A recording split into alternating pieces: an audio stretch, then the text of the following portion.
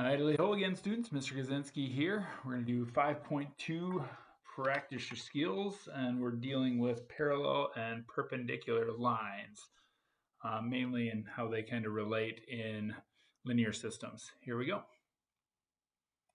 Find the slope of each line. Okay, well, this is in point slope form, and that number right there is the slope. So this one has a slope of 0.8.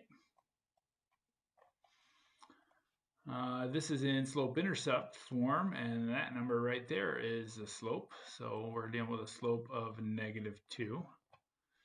Again, we've got point slope form, so it can be found right there, and the slope is -1.25. Slope-intercept form, this time slope is a +2. And then we run into these that are in what we call standard form. So we're going to have to do a little work and turn these into intercept form. So let's subtract 6x from both sides. And then divide both sides by -4. And we'll get -11/4. -6 divided by -6 divided by -4 is +6 over +4. Or 3/2. So that's going to be our slope. 3/2, that is. All right, let's do that again. So this time we're going to subtract 3x from both sides. Give us 12 minus 3x on the right. And then we'll just divide everything by 2. So 12 divided by 2 is 6. -3 divided by 2 is -3/2. And that's our slope, -3/2.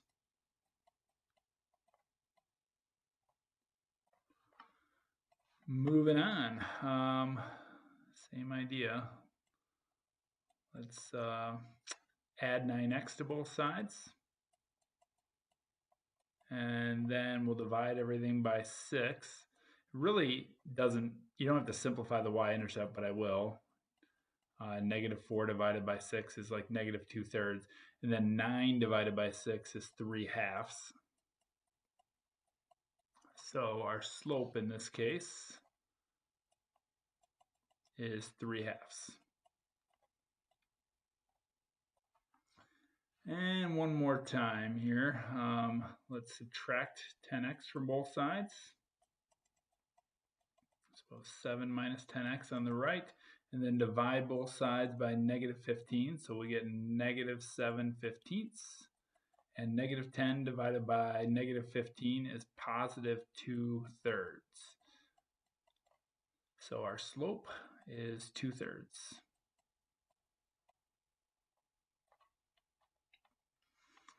All right, determine whether each pair of lines is parallel, perpendicular, or neither. Verify by graphing on your calculator and using a square window. Okay, well, these are all the equations from above. With the first two, we just want to know our 0.8, the slope of this one, and -1.25, the slope of this one. Are those opposite reciprocals? So maybe we go like this. We go that 0.8 is equal to 8/10, which is 4/5. And then we'll take the -1.25, and that's like 100 or -125 over 100. Which 25 goes into that -125 -5 times, and 25 goes into the 100 4 times. And this relationship here, we have 4/5 and then -5/4. They're opposites of each other and reciprocals of each other. They're opposite reciprocals or operipocals. It tells us that they are indeed parallel.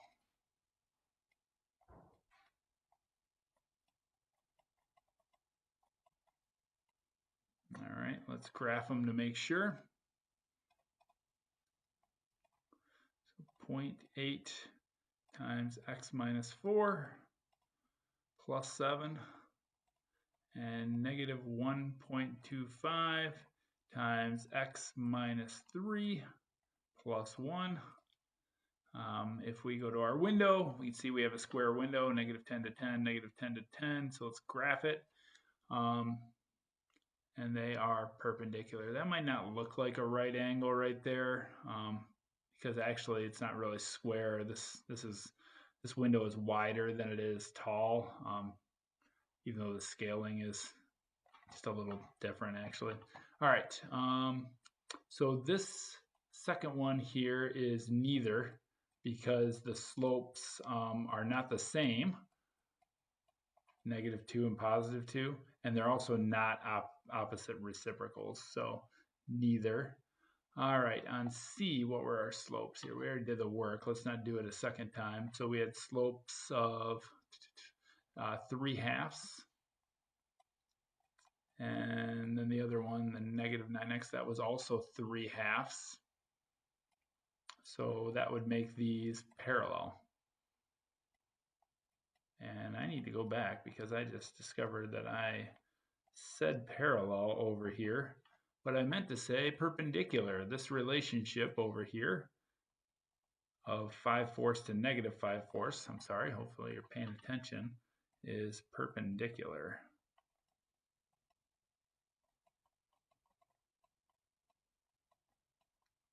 Not sure if I said parallel or perpendicular and wrote parallel, whatever. We got it correct now. All right, the last one, 3x plus 2y equals 12. That had a slope of -3/2. And this 10x minus 5y equals 7 had a slope of 2/3. And that has the same relationship that I was talking about there in A. There, one's positive, one's negative, one's 3/2, one's the reciprocal of 3/2, which is 2/3. That makes them perpendicular. That is about my worst handwriting. Perpendicular. All right. If line L has a slope of 1.2, what is the slope of line P if it's parallel to line L? Okay, well, the slope of, let's use a different color here. Well, the slope of line P would be the same as the slope of line L because they're parallel, so it's going to be 1.2.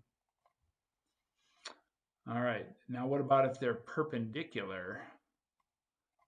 Okay, then the slope would be the opposite reciprocal. So the slope of line M would be -1/1.2.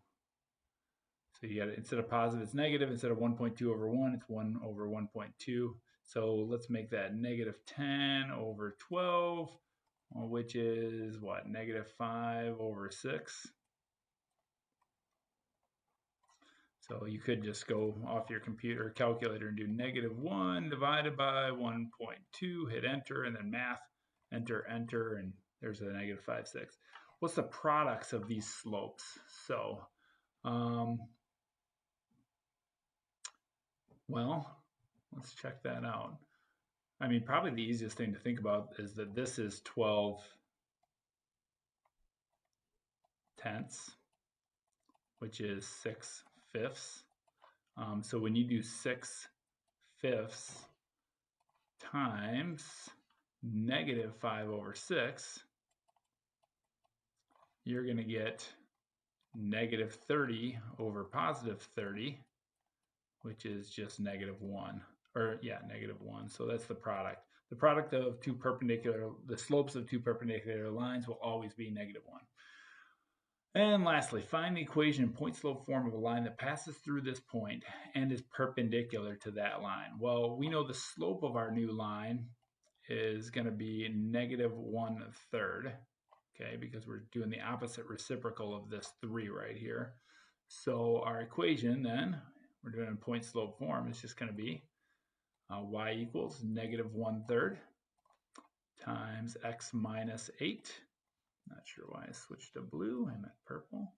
There we go. How about x minus 8 plus the -2, or just -2? There's our equation. So that line will be perpendicular to that one. Let's go to the calculator and just check and see how that looks. -1/3 times x minus 8 minus 2, and then 3x plus 7.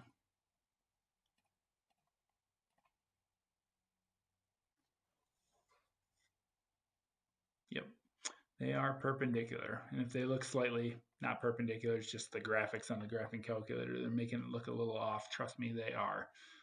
Because the product of their slopes, 3 times negative 1/3 would be -1. All right, that's all I got for you. Hopefully that helped, and I'll see you soon. Good luck.